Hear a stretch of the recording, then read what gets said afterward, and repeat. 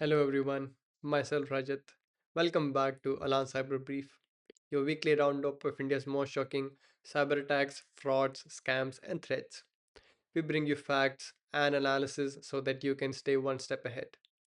This is episode 11 of our series, and today we are covering Cybercrime-as-a-Service in Madhya Pradesh, fake stock market investment scams in Hyderabad and Shamli, SMS based fraud via the Bingo app, Pakistan-linked APT campaigns targeting Indian users and organizations. At last, some good news from Bajaj Finance. So let's get started. Cybercrime is becoming more and more professional. Authorities in Gandhinagar cracked the cybercrime-as-a-service racket. Two people were arrested in Gwalior. The accused were providing backend services like fake IDs, virtual numbers, OTPs, and digital infrastructure to other fraudsters. Yes, you heard it right, to other fraudsters.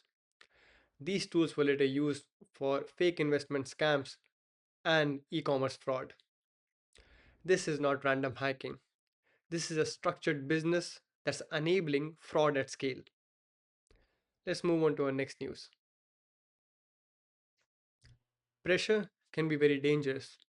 In Shamli, a couple was running bogus investment portal through Telegram, defrauding 41 victims of 1.7 crores. In Hyderabad, another victim lost 2.3 crores to a fake investment group on WhatsApp. In both cases, victims were shown fabricated fake profits and fake success stories to build trust. They were then repeatedly urged to reinvest so that they could unlock withdrawals. Every payment was marked as a last payment, but the money never came back. Same tactic, but different cities and different groups. The scammers relied on trust and urgency, but what they were truly exploiting was greed. Next up, we have the Bingo app. This shows us that apps can truly deceive. Users received messages containing rewards, benefits, and account related actions, often with a disguise on shortened link. Once clicked, these links redirected users to a deceptive page designed to steal data or trigger unauthorized action. Bingo app was found to be the root cause of this SMS based fraud. UHM and I4C, Union Home Minister, and the Indian Cybercrime Coordination Center blocked this app. Therefore, it's very important to know that every legitimate looking message can still be malicious. Therefore, please verify before clicking. If the message is not expected, please do not click on the link. Next up, we have an even bigger news. Cyber threats can be patient and persistent.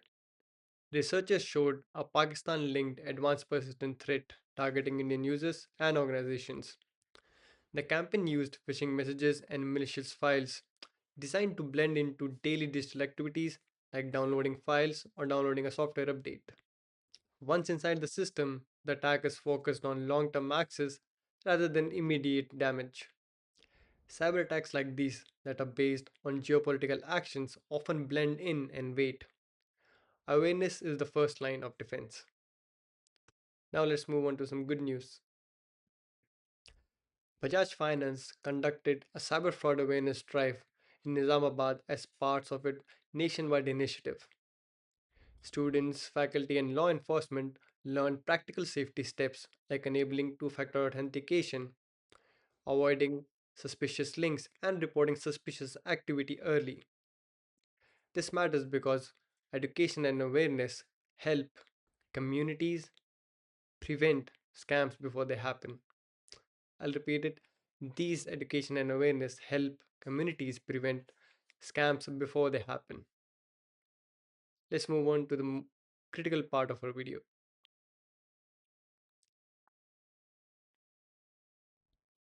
Cybercrime is organized. Cybercrime today is repeatable, professional, and highly structured, as seen in all of our cases today. Secondly, urgency is a red flag. Pressure to act quickly signals manipulation. you feel under pressure, or the caller is trying to create urgency, that is a big red flag. Apps and messages can lie. Even legitimate looking apps can still be malicious. There are about a million apps on Google and Apple Play Store, and not all of them are secure. Patterns matter. Scammers reuse playbooks. They really do. Noticing trends and news helps you stay aware and protects you. One thing that we can clearly see from all these cases is that urgency is the enemy of safety. I repeat, urgency is the enemy of safety. Next up, for our managers and decision makers. So, what can the managers take away from all the cases we saw today? I think the first and foremost important part is cybercrime is a business risk. It impacts reputation, it impacts trust, and finally, it impacts revenue as well. Secondly, people are a weak link. An authorized person can bypass security controls when he's under pressure, which is in itself a big risk. At third, early signs matter. They really do. Small indicators often precede major losses. As seen in the Pakistan-linked APT campaign, they're not trying to do any immediate damage. They're looking for long-term access, and that is an early sign. Next up, leadership drives security, and that's really true in today's world. I think recently in the news, the Cloud Bolt or the Malt bot has been really famous for driving security people insane, and also stated by the Shark Tank head, Robert, that cybersecurity is a leadership responsibility. It is also everyone's responsibility, but primarily a leadership responsibility. That's all for today, folks. If this episode taught you something, helped you learn something new, please share it with your friends and colleagues. Awareness not only prevents loss, it also prevents regret. Stay safe, stay alert, and I'll see you on the next episode of Olhans Cyber Brief. Thank you.